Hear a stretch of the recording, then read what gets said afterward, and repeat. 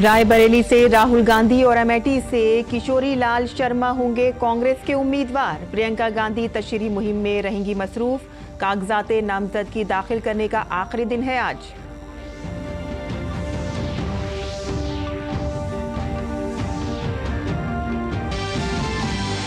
सियासी सरगर्मियों में मजीद होगा इजाफा। बंगाल में 3 इंतखाबी रैली करने के बाद शाम को झारखंड के सिंहभूम में करेंगे इंतखाबी रैली। अमित शाह कर्नाटक, महाराष्ट्र और गोवा में तो जेपी नड्डा गुजरात में करेंगे रैली और रोड शो।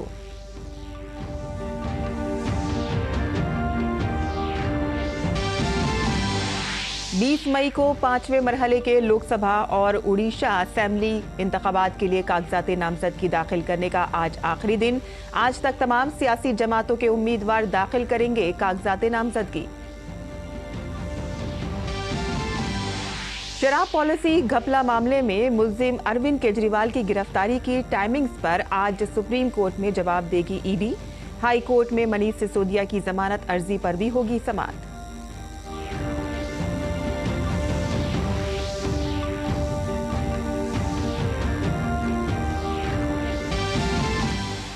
केरल में शदीद गर्मी की वजह से 6 मई तक तमाम स्कूल कॉलेज बंद। तेलंगाना, उड़ीसा, बंगाल और बिहार के कई इलाकों में भी लू ने किया बुरा हाल। 2 रोज बाद कुछ राहत के आसार।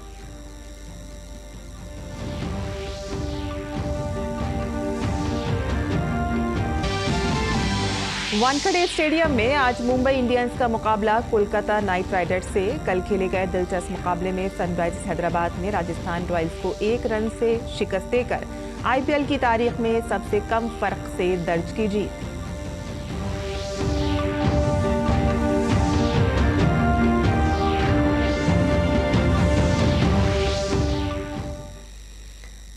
आदाब नाज़रीन, खबरनामे में आपका इस्तकबाल है। मैं हूं साइमा खान। अब खबरें तफसील से। अपनी मां की विरासत को आगे बढ़ाते हुए वायनाड के बाद राहुल गांधी रायबरेली से भी इलेक्शन लड़ेंगे, जबकि किशोरी लाल शर्मा अमेठी से इलेक्शन लड़ेंगे। शर्मा गांधी कुनबे से काफी नजदीक हैं। अमेठी के गौरीगंज कांग्रेस दफ्तर में तेजी से सरगर्मियां जारी हैं। गांधी खानदान के वकील केसी कौशिक कल ही अमेठी पहुंच गए थे। उत्तर प्रदेश के अमेठी लोकसभा हलके से कांग्रेस उम्मीदवार के.एल. शर्मा के कागजाते नामजदगी दाखिल करने की तैयारियां शुरू हो गई हैं।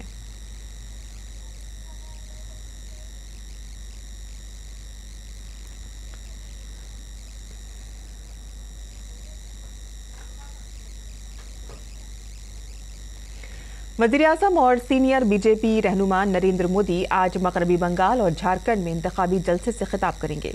वज़ीर-ए-आज़म मोदी आज मगरबी बंगाल में 3 और झारखंड में 1 इंतखाबी रैली करेंगे। वज़ीर-ए-आज़म आज बर्धमान में सुबह 11 बजे, कृष्णनगर में दोपहर 1:45 बजे और बोलपुर में दोपहर 2:30 बजे जलसे-आम से खिताब करेंगे। और इसके बाद वज़ीर-ए-आज़म झारखंड के सिंहभूम पहुंचेंगे, जहां वो शाम 5 बजे एक इंतखाबी जलसे से खिताब करेंगे।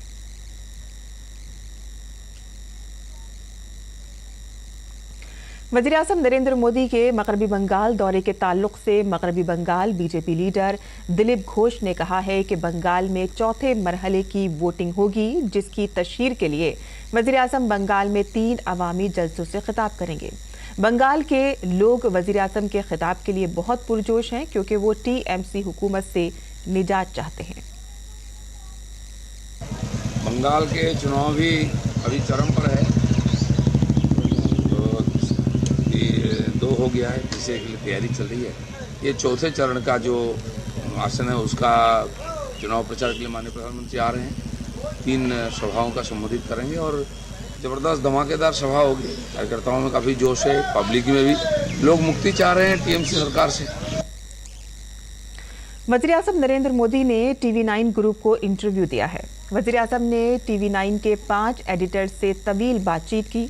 ऑपोजिशन की जानिब से जाती हमलों के सवाल पर वज़ीर-ए-आज़म ने कहा कि डिक्शनरी में तमाम गालियां खत्म हो गई हैं। ऑपोजिशन को मोदी के लिए नई गालियां ढूंढनी होंगी। मैं शिव का परिस्तार हूं, शक्ति का भी परिस्तार हूं और अमृत की हिफाजत के लिए मुझे जहर पीना पड़ेगा। मुझे चिंता ये है कि डिक्शनरी की सारी गालियां खत्म हो गई। अब ये बेचारे करेंगे क्या? तो अब उनको कोई रिसर्च टीम बनानी पड़ेगी कि भाई मोदी के लिए कोई नई गालियां खोजो क्योंकि सारी डिक्शनरी उन्होंने एक प्रकार से मुझे गालियां देने के लिए इस्तेमाल कर ली है। और हो सकता है कि Guinness book of world record बन जाएगा कि एक व्यक्ति को सार्वजनिक जीवन में इतनी भद्दी, इतनी ज्यादा, इतनी बार गालियां खानी पड़ रही है। लेकिन देखिए, मैं तो परमात्मा में श्रद्धा रखने वाला व्यक्ति हूं। मैं शिव का भी उपासक हूं, शक्ति का भी उपासक हूं। और शिव ने तो विष पीना सिखाया है। अगर मुझे अमृत की हिफाजत करनी है तो विष पीना है, और तो मेरे जिम में आया है तो मैं करूंगा।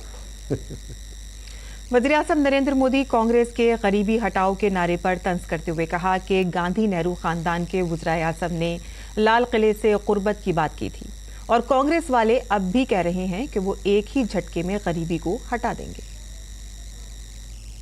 मेरा हर शब्द एक जिम्मेवारी है, मेरा हर शब्द मेरी एक गारंटी है। उस रूप में मैं करता हूं। बाकियों ने इन शब्दों की डिवैल्यूएशन कर रहे हैं, मैं उसका कुछ कर नहीं सकता हूं। लेकिन कोई मुझे बता दे साहब, उनके नाना परनाना, आप उनके भाषण सुने या लाल किले पर गरीबी की बातें की है। उनकी दादी, उन्होंने गरीबी की बातें की। उनके पिताजी गरीबी की बातें की। उनकी माताजी जब रिमोट सरकार चलाती तब भी गरीबी। और अब कह रहे हैं हम खटाखट गरीबी हटा देंगे, एक झटके में गरीबी हटा देंगे। कौन भरोसा करेगा? उसमें मोदी को कुछ कहने की जरूरत नहीं है, मुझे इनकी आलोचना करने की भी जरूरत नहीं है। लेकिन देश देखता है, देश देखता है। उसी प्रकार से जब मैं कहूँ कि भाई मैं आपके लिए मेहनत करूंगा, इस देश का कोई भी व्यक्ति मेरी इस बात पर अविश्वास नहीं करेगा। बाकी कोई भी नेता कहेगा कि मैं मेहनत करूंगा, मुझे बताइए कितना भरोसा करेंगे? जो सिंपल सा भी क्वेश्चन, मुझे देखा है। उसको पूछना या मोदी कह रहा है करेगा मेहनत, पूछना नहीं पड़ता है। तो मेरा जीवन, मेरी वाणी और मेरी गारंटी, ये सब एक सूत्र में है जी। वज़ीर-ए-आज़म नरेंद्र मोदी ने कांग्रेस की नीयत पर सवाल उठाते हुए कहा कि क्या वायनाड में कोई सौदा हुआ है कि आप मजहब की बुनियाद पर जिताएंगे और हम मुसलमानों को रिजर्वेशन देंगे?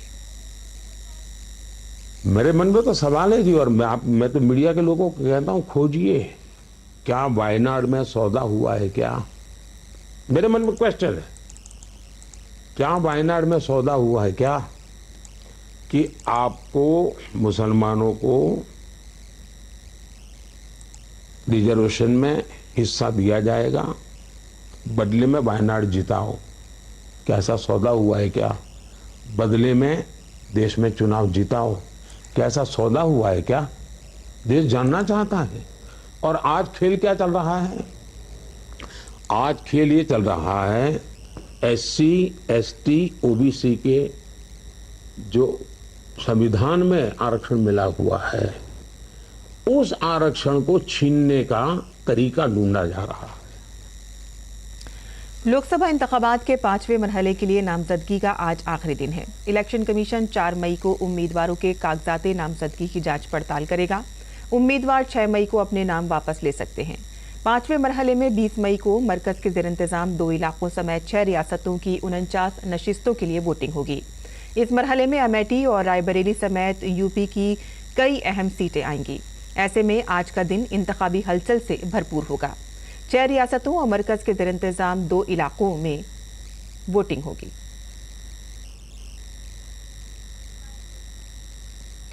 और मुल्क में जहां लोकसभा इंतखाबात के लिए तशरीरी मुहिम शबाब पर है, तो वहीं उड़ीसा में असेंबली इंतखाबात की तैयारियां उरूज पर हैं। उड़ीसा कानून साज असेंबली के 147 सीटों के लिए 13 मई से 1 जून तक 4 मरहलों में वोटिंग होगी। रियासत में वोटिंग के दूसरे मरहले के लिए आज नामजदगी का आखिरी दिन है। इस मरहले के लिए कागजात नामजदगी की जांच 4 मई को होगी और उम्मीदवार 6 मई को अपने नाम वापस ले सकते हैं। नताइज का ऐलान 4 जून को किया जाएगा। बीजेडी लीडर और उड़ीसा के वजीर आला नवीन पटनायक काटा बांजी और हिंजली असेंबली सीटों से अपनी किस्मत आजमाएंगे। बीजेपी ने उड़ीसा असेंबली इंतखाबात के लिए अपनी 5वीं फहरिस्त का ऐलान कर दिया है। वहीं कांग्रेस ने कल देर रात लोकसभा इंतखाबात के लिए एक और फहरिस्त जारी की है। कांग्रेस ने लद्दाख से शिरिंग नामग्याल को मैदान में उतारा है। कांग्रेस पार्टी के एक ऑफिशियल खत में कहा गया है कि कांग्रेस की सेंट्रल इलेक्शन कमेटी ने लद्दाख से लोकसभा इलेक्शन लड़ने के लिए शिरिंग नामग्याल के नाम को मंजूरी दी है। शिरिंग नामग्याल का मुकाबला बीजेपी के ताशी ग्यालसन से होगा।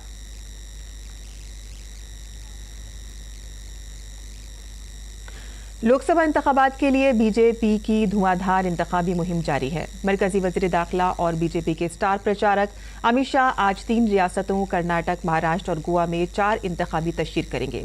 अमित शाह आज सबसे पहले कर्नाटक के चक्कोडी लोकसभा हल्के के होकेरी में इंतखाबी रैली से खिताब करेंगे और इसके बाद वो महाराष्ट्र के रत्नागिरी और सांगली में इंतखाबी जलसे से खिताब करेंगे। महाराष्ट्र के बाद अमित शाह शुमाली गोवा लोकसभा हल्के में इंतखाबी रैली करेंगे और वोटरों से एनडीए उम्मीदवार के हक में वोट देने की अपील करेंगे। बीजेपी के कौमी सदर जगत प्रकाश नड्डा आज गुजरात में इंतखाबी मुहिम चलाएंगे। आज नड्डा सबसे पहले दाहोद में एक जलसे आम से खिताब करेंगे और बीजेपी उम्मीदवार के लिए अवाम से हिमायत हासिल करेंगे और इसके बाद वो अहमदाबाद में वोटरों के साथ बातचीत के प्रोग्राम में हिस्सा लेंगे और बाद में जेपी नड्डा कच्छ के गांधी धीम पहुंचेंगे जहां वो गांधी मार्केट से झंडा चौक तक रोड शो करेंगे और दिन के खत्म पर बीजेपी सदर गांधी धाम में ही वोटरों के साथ बातचीत के प्रोग्राम में हिस्सा लेंगे। लोकसभा इंतखाबात के लिए इंतखाबी मुहिम में तमाम सियासी पार्टियों ने अपनी पूरी ताकत झोंक दी है। अपोजिशन पार्टियों के स्टार कैंपेनर्स वोटरों को राग़िब करने की पूरी कोशिश कर रहे हैं। बहुजन समाज पार्टी की सदर मायावती उत्तर प्रदेश में भरपूर तरीके से इंतखाबी मुहिम चला रही हैं। अपोजिशन इत्तेहाद की अहम शिराकतदार समाजवादी पार्टी भी वोटरों का दिल जीतने की पूरी कोशिश कर रही है। समाजवादी पार्टी के सदर अखिलेश यादव उत्तर प्रदेश में जबरदस्त रैलियां कर रहे हैं, तो वहीं बिहार में अहम अपोजिशन पार्टी राष्ट्रीय जनता दल के लीडर तेजस्वी यादव भी इंतखाबी मुहिम में लगातार मसरूफ हैं। बीजेपी ने महाराष्ट्र के पालघर लोकसभा सीट से डॉक्टर हेमंत विष्णु सावरा को टिकट दिया है और इसके साथ ही महाराष्ट्र की तमाम 48 सीटों पर महावती उम्मीदवार का ऐलान हो गया है।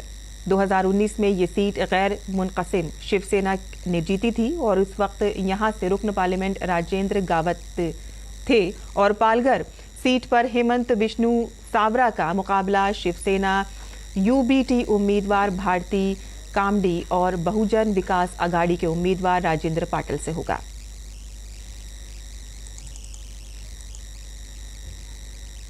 वहीं बहुजन समाज पार्टी ने लोकसभा इंतखाबात के लिए अपने उम्मीदवारों की 12वीं फहरिस्त जारी कर दी है और इसमें लोकसभा के 5 उम्मीदवारों के नाम शामिल हैं।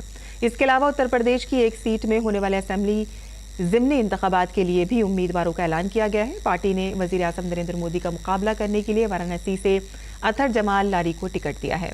बीएसपी ने इलाहाबाद से रमेश सिंह पटेल, श्रावस्ती से मोइनुद्दीन अहमद खान, भदोई से हरिशंकर सिंह और बानस गांव से राम समझ के नाम का ऐलान किया गया है। मोहम्मद हारिस खान को बलरामपुर के गैंगस्टरी असेंबली सीट पर होने वाले ज़िमनी इंतखाबात के लिए टिकट दिया गया है।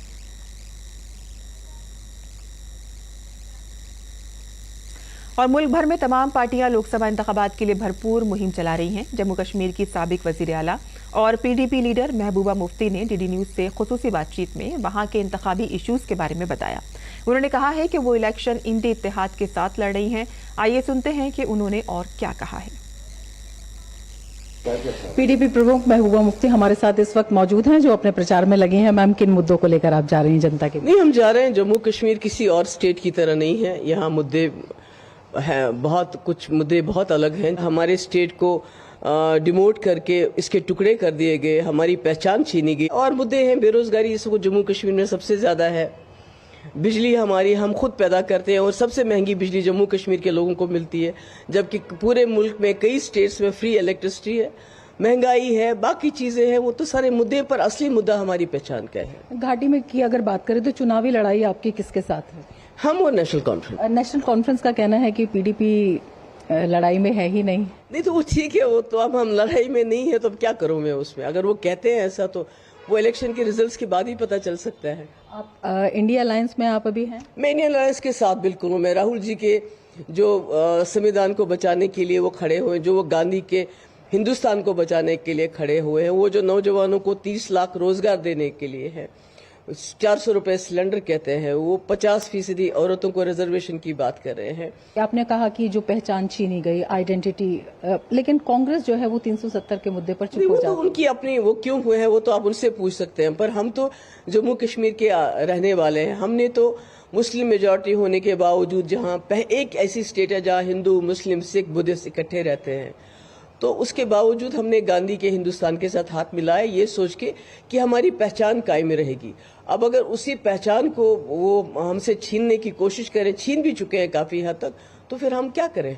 बीजेपी ने कहा है चुनाव होंगे, स्टेटहुड वापस आएगा और 370 के बाद विकास हुआ है। पहले नौकरियां थी वो पता ही नहीं लगती थी, अब कम से कम लोगों के सामने रास्ता खुला है। आप इस पर क्या कहें? बीजेपी तो जुमले कहने में बहुत, उनका मीडिया भी उनके साथ देता है। तो महबूबा मुफ्ती जो लगातार यहाँ पर प्रचार कर रही हैं, उनका कहना है कि जो यहाँ की एक पहचान है और जो यहाँ का विकास है वो उनके मुद्दों में प्रमुख रूप से शामिल है। कैमरामैन अनिकेत दुबे के साथ रमा त्यागी, डीडी न्यूज, राजौरी। और सुप्रीम कोर्ट आज एक्साइज पॉलिसी मामले में दिल्ली के वजीर आला अरविंद केजरीवाल की अर्जी पर समाअत करेगा। अरविंद केजरीवाल ने इस मामले में अपनी गिरफ्तारी को चैलेंज किया है। गुज़िश्ता समाअत में सुप्रीम कोर्ट ने इन्फोर्समेंट डायरेक्टोरेट से कई अहम सवालात पूछे थे।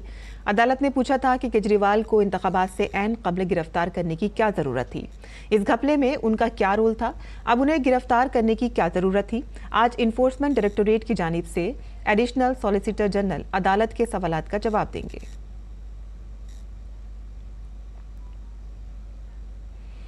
वहीं दिल्ली हाई कोर्ट में आम आदमी पार्टी के लीडर और साबिक नायब वजीर आला मनीष सिसोदिया की जमानत की दरख्वास्त पर आज समाअत होगी। 30 अप्रैल को सिसोदिया ने कायम मकाम चीफ जस्टिस मनमोहन और जस्टिस मनमीत प्रीतम सिंह अरोड़ा की बेंच के सामने मामले की फौरी समाअत के लिए दरख्वास्त दाखिल की थी। अदालत उनकी दरख्वास्त पर जुमे को समाअत के लिए तैयार थी। सिसोदिया ने इन्फोर्समेंट डायरेक्टोरेट के मनी लॉन्ड्रिंग केस और दिल्ली शराब की पॉलिसी से मुतालिक सेंट्रल ब्यूरो ऑफ इन्वेस्टिगेशन के बदउनवानी के मामले में 2 दरख्वास्तें दायर की हैं। जस्टिस सुरन कांता शर्मा की सिंगल जस्टिस बेंच दोनों दरख्वास्तों की समाअत करेगी।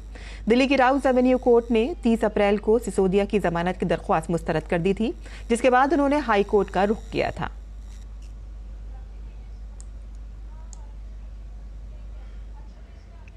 और केरल में तमाम स्कूल और कॉलेज 6 मई तक बंद रहेंगे। यहां बढ़ते हुए दर्जे हरारत की वजह से केरल हुकूमत ने ये हुक्म जारी किया है।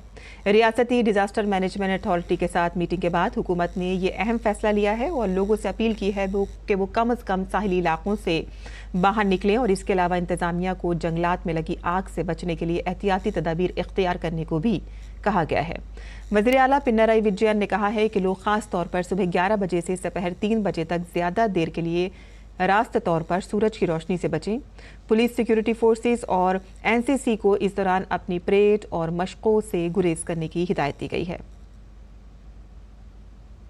और स्टेटस शीट और टन की शीट वाले काम की जगहों को बंद करने की हिदायत दी गई है। इस तरह की छतों वाले घरों में मुकीम मजदूरों के लिए कैंप का इंतजाम किया जाएगा। केरल के पालघर में ज़्यादा से ज़्यादा दर्जे हरारत 41 डिग्री से ऊपर चला गया है। बाकी असला में दर्जे हरारत 39 और 40 डिग्री के आसपास है।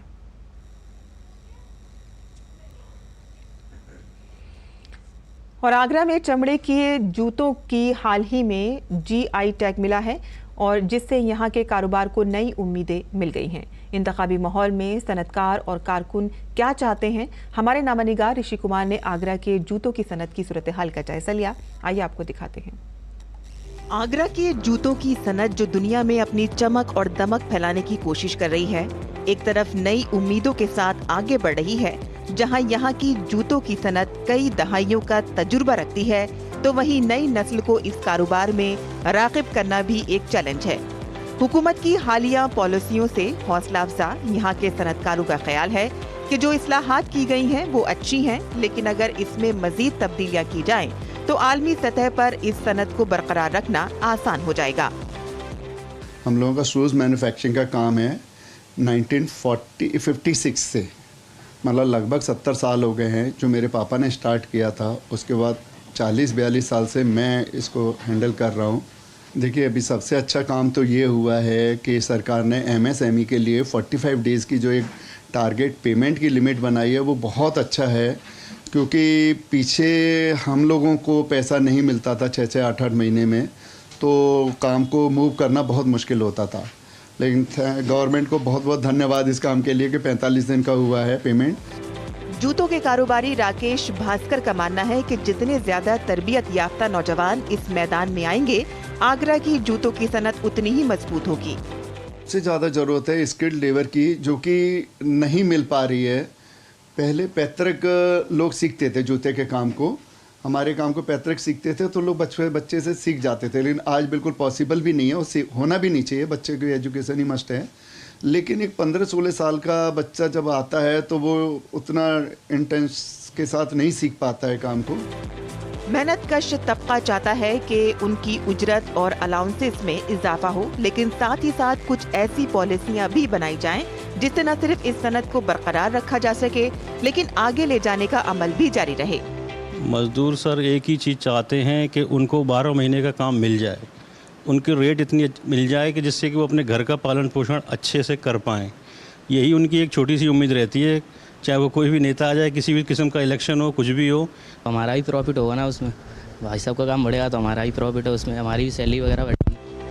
आगरा जूतों की सनत में दुनिया भर में मशहूर है, फिर भी आगरा से एक भी ब्रांड नहीं बन पाया है। लेकिन अब यहाँ के कुछ नौजवान अपने खानदानी तजुर्बे और फन्नी तालीम के बलबूते पर अपना ब्रांड बनाने में मसरूफ हैं।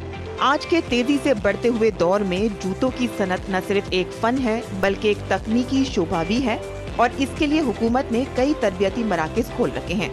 लेकिन यहाँ की मांग को देखते हुए उनकी जरूरत और भी बढ़ गई है। ऋषि कुमार की रिपोर्ट, DD न्यूज़ उर्दू खबरें। और अब पेश है दिल्ली से शाया उर्दू अखबारात का मुख्तसर जायजा।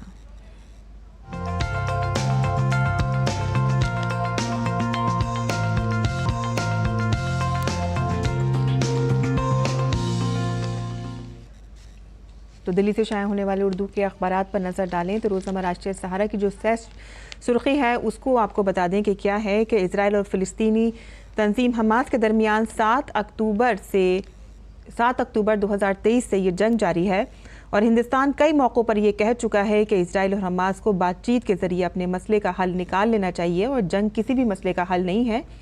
लेकिन एक बार फिर से अक़वाम मुत्तहिदा की जनरल असम्बली में हिंदुस्तान की आज़ाद फ़िलिस्तीनी रियासत की हिमायत की गई है। अक़वाम मुत्तहिदा में हिंदुस्तान की मुस्तक़िल नुमाइंदा रुचिरा कंबोज ने कहा है, और उन्होंने इस खुलकर एक आज़ाद फ़िलिस्तीनी रियासत की उन्होंने हिमायत की है। आगे की खबर जान लेते हैं, जहां हिंदुस्तान में 1 जुलाई से 3 नए फौजदारी क़वानीन नाफिज होने जा रहे हैं। वज़ारत दाखिला ने पुलिस एहलकारों की तरबियत के लिए तमाम रियासतों से मदद तलब की है, और ताकि सभी तक इसकी जानकारी पहुंच सके। आगे की खबर भी जान लेते हैं। बता दें आपको कि कोरोना वायरस जो एक मज़ीद मुहलिक बीमारी के तौर पर उभर रहा है, लेकिन साथ ही साथ इसका जो म्यूटेशन है वो लगातार देखने में आता है, और ऐसा ही एक और नया म्यूटेशन फ्लड करके साइंसदानों की फ़िक्र का सबब बना हुआ है, और यहाँ पर बूस्टर डोज लेने वाले भी इससे अब महफूज नहीं हैं। इस तरह की बात साइंसदान कह रहे हैं। इस अखबार के आलमी सफ़े से जो हमने खबरें ली है वो भी आपको बता देते हैं। रफ़े पर हमले रोकने के लिए यहाँ पर 57 अमेरिकी डेमोक्रेट्स ने बाइडेन को ख़त लिखा है, और वो बार बार कह रहे हैं कि इजराइल को रफ़े पर हमला करने से रोका जाए।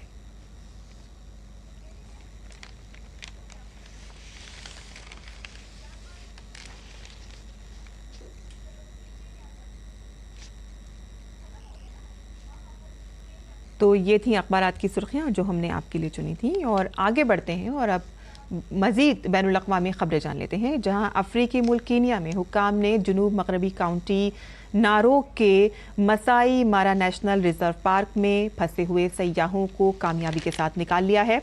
29 अप्रैल को आने वाले शदीद सैलाब की वजह से सयाहों की बड़ी तादाद यहाँ पर फंस गई थी। हुक्काम ने बताया है कि सयाहों को बाहिफाजत करीबी कैंपों में मुंतकिल कर दिया गया है। वहीं इंडोनेशिया के शुमाली सुलावेसी सूबे के बुटुंग शहर में रुआंग आतिश फिशा से बारिश और राख के अखराज की वजह से स्कूल बंद कर दिए गए हैं और इसके अलावा यहां सुनामी की वार्निंग भी जारी की गई है और धमाके के बाद आसमान पर छाई हुई राख के बाइस फिजाई खदमात बंद कर दी गई हैं। मकामी हुकूमत ने 14 मई तक हंगामी हालात नाफिज करने का ऐलान किया है। और खेल की खबरों में इंडियन प्रीमियर लीग में आज कोलकाता नाइट राइडर्स का मुकाबला मुंबई इंडियंस से होगा। ये मैच मुंबई के वानखेड़े स्टेडियम में खेला जाएगा। मौजूदा टूर्नामेंट में दोनों ही टीमों की कारकर्दगी की बात करें तो कोलकाता नाइट राइडर्स का अब तक का सफर शानदार रहा है। इस वक्त ये टीम 12 पॉइंट्स के साथ टेबल में दूसरे नंबर पर है। वहीं दूसरी जानिब अगर हम मुंबई इंडियंस की बात करें तो ये टेबल में 9वें नंबर पर है। और आईपीएल में ही जुमेरात को खेले गए एक दिलचस्प मुकाबले में सनराइजर्स हैदराबाद ने राजस्थान रॉयल्स को 1 ही रन से शिकस्त दी थी। ये आईपीएल की तारीख में सबसे कम फर्क की जीत रही है। मैच में सनराइजर्स हैदराबाद ने पहले बल्लेबाजी करते हुए 3 विकेट के नुकसान पर 201 रन बनाए थे। हैदराबाद के लिए नीतीश रेड्डी ने 42 गेंदों में 3 चौकों और 8 छक्कों की मदद से नाकाबिले शिकस्त 76 रन बनाए। और अब जान लेते हैं मुल्क भर के मौसम का हाल।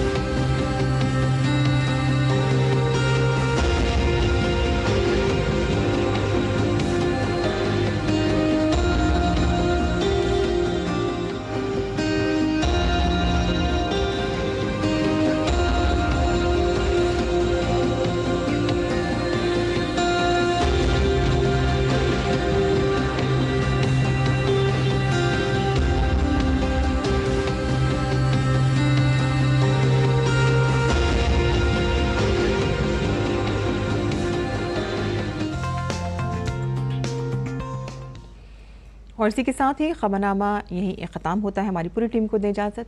आदाब।